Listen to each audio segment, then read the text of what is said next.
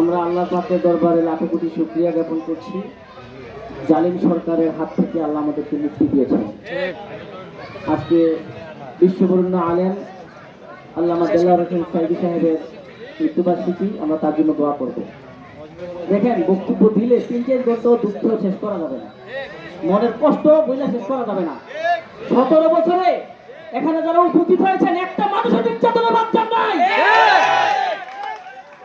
কেউ সরাসরি, কেউ ডাইরেক্ট, কেউ ইনডাইরেক্ট, আমরা কথা বলতে পারি নাই। আমরা এলাকায় আসতে চোরের মতো থাকি, তো মনে হয় আমরা চুরি করছি, আমরা চোর। কষ্ট দুঃখে বুকটা ফেটে যায়। আমাদেরকে ধরে ধরে জিজ্ঞাসা করা হইতো, ফোন দিয়া হুমকি দেওয়া হইতো। এরপরও আমরা কায়কোবাদ দাদা যুব সৈনিক অনলাইন ফোরাম হিসেবে একটা ফোরাম তৈরি করে আমরা অনলাইনের মাধ্যমে বিএনপিকে টিকিয়ে রেখেছিলাম। সেই অনলাইন ফোরামের সম্মানিত প্রধান উপদেষ্টা ছিলেন আমাদের মুস্তাক মামা, আমি উপদেষ্টা হিসেবে কাজ করেছি এবং বিভিন্ন জায়গায় মুরাদনগরে আমরা তখন এই জালিম সরকারের সময় আমরা প্রোগ্রাম করেছি।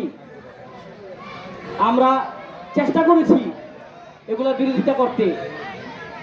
আল্লাহ আমাদেরকে তৌফিক দিয়েছেন, সুযোগ দিয়েছেন, আমরা যেন কারো উপরে অত্যাচার না করি, কারো উপরে যেন আমরা জুলুম না করি, তাহলে সেই স্বৈরাচার আবার ফিরে আসবে। আমরা চাই না আওয়ামী লীগের প্রেতাত্মা আমাদের মাঝে ভর করুক। আমরা সেই জুলুম নির্যাতন থেকে ফিরে এসেছি। আমি গভীর শ্রদ্ধা করে স্মরণ করতে চাই যাদের রক্তের বিনিময়ে, যাদের শহীদের বিনিময়ে আজকে আমরা একটা দ্বিতীয়বার স্বাধীন বাংলাদেশ পেয়েছি, সেই ছাত্রছাত্রীদেরকে যাদের দুর্দান্ত সাহসে বাংলাদেশ দ্বিতীয়বারের মতো স্বাধীনতা লাভ করেছে। আজকে যারা দূর দূরান্ত থেকে বিভিন্ন জায়গা থেকে এই অনুষ্ঠানে এসেছেন, এই দোয়া মাহফিলে এসেছেন, সবার প্রতি কৃতজ্ঞতা জ্ঞাপন করে আমি আমার সংক্ষিপ্ত বক্তব্য শেষ করছি। আসসালামু আলাইকুম ওয়া রাহমাতুল্লাহি ওয়া বারাকাতুহু।